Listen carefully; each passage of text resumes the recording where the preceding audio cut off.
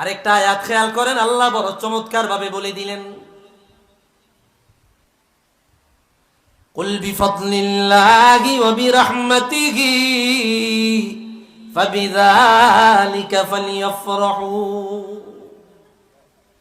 আল্লাহ বলে দিলেন, ইয়া রাসূলুল্লাহ, ইয়া হাবিবাল্লাহ, আপনি আপনার উম্মতদের এলান করে দেন, জানায়া দেন, আমি আল্লাহর পক্ষ থেকে দুইটা নিয়ামত পাইয়া, দুই নিয়ামত পাইয়া আপনার উম্মত যেন খুশি হয়ে যায়, আপনার উম্মত যেন আনন্দিত হয়ে যায়, আপনার উম্মত যেন খুশি প্রকাশ করে আত্মহারা হয়ে যায়।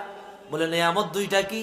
এক নাম্বার নিয়ামত বিফাদলিল্লাহ, আমি আল্লাহর পক্ষ থেকে ফজল, ফজল মানে কুরআন, ওয়া বিরহমাতিহি, দুই নাম্বার নিয়ামত হইল আপনি নবী।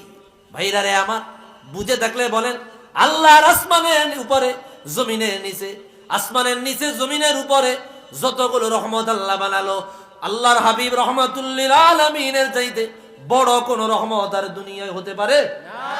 আর জোরে বলেন পারে? তার হুজুরের চাইতে বড় রহমত আর নাই।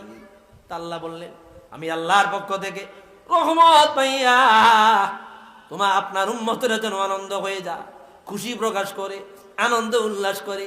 ভাইরা রে আমার, মিলাদুন নবীর মাস যখন চলে আসে, রবিউল আউয়াল যখন চলে আসে, মুমিনের অন্তরের মধ্যে আনন্দ বয়ে যায়, খুশি বয়ে যায়, অন্তরের মধ্যে একটা আনন্দ প্রবাহমান চলতে থাকে। ইমানদার মনে মনে বলে, আল্লাহ গো, রহমাতুল লিল আলামিনকে তুমি দুনিয়ায় পাঠাইলা, এত আনন্দ, এত আনন্দ, এত মজা, এত মজা, হুজুর না পাইলে, হুজুর না আসলে আমি আসতাম না, হুজুর না আসলে কিছুই আসতো না, হুজুর আসার কারণে এত দুনিয়ার জমিনে নাজ নিয়ামত দেখতে পাইতেছে। একজন উম্মত এই চিন্তা যখন করে রে, অন্তরের মধ্যে আনন্দ বয়ে যায়। রাসূলুল্লাহর আগমনের সময় কি পরিমাণে আনন্দিত হয়েছিল সেই সময়ের, তৎকালীন সময়ের মানুষেরা, না বললেই নয়। তামাম দুনিয়া, সারা আসমান জমিন আমার আল্লাহ সাজালেন রাসূলুল্লাহর আগমনের খাতিরে। আল্লাহু আকবার! রাসূলুল্লাহর আগমনের খাতিরে তামাম আসমান জমিনটাকে আমার আল্লাহ সাজাইলেন। হাদিস বয়ান করেছেন আল্লামা ইমাম তাবারানী, মুজামুল কাবীরের মধ্যে এসেছে, নূরউদ্দিন হাইসামি মাজমাউজ জাওয়াইদ ওয়া মানবাউল ফাওয়াইদ, এই কিতাবের 11তম খণ্ডের বর্ণনা। অন্যান্য কিতাবের মধ্যেও পাবেন। আল্লামা ইমাম ইবনু আসাকির তারিখ ইবনু আসাকিরের মধ্যে বয়ান করলেন, হাদিস বয়ান করলেন হযরত উসমান ইবনে আবিল আস রাদিয়াল্লাহু তাআলা ওনার আম্মা জান, উনি নিজ জবানে বলে শাহিদতু ইলাদাতা আমিনাতা রাসূলিল্লাহি সাল্লাল্লাহু আলাইহি ওয়াসাল্লাম। উনি নিজে বলতে লাগলো, দুনিয়ার উম্মত, আমি রাসূলুল্লাহর আম্মা জান, ওনার যখন প্রসব করার সময় হয়ে গেল, যখন গর্ভ খালাসের সময় হয়ে গেল, আমি আমিনার ঘরের কিনারায়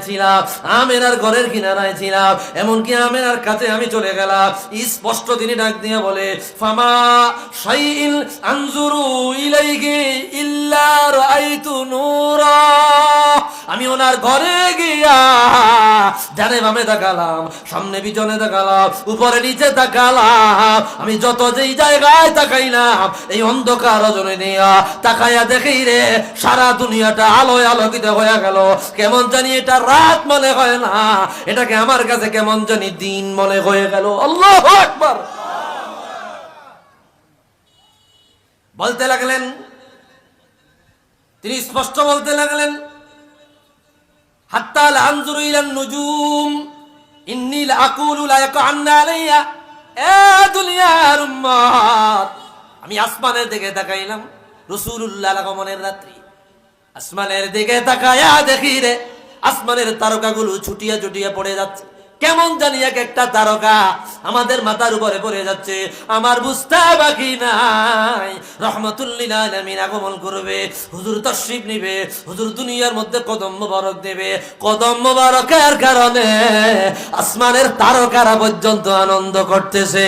একটু আওয়াজ দিয়া বলে মারহাবা।